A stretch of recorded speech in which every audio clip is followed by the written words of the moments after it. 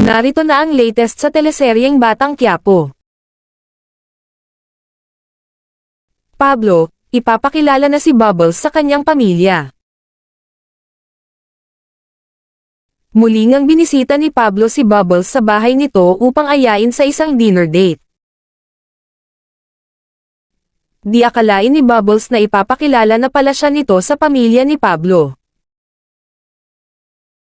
At nang nasa hapagkainan na nga sila, tinanong ni Bettina na lola ni Pablo si Bubbles kung anong estado ng pamumuhay mayroon siya.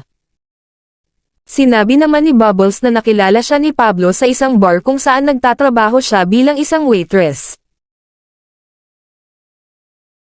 Samantala, dinala ni Pablo si Bubbles sa pool kung saan nahuli ito ni Tendeng kaya di natuloy ang binabalak na mangyari ni Pablo at pinagalitan si Tendeng.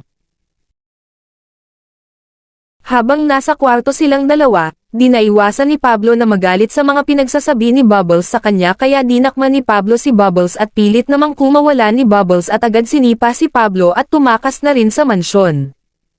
Abangan ang iba pang mangyayari sa teleseryeng Batang Quiapo, subscribe na, at hit the notification bell para sa iba pang mga ganap. Maraming salamat.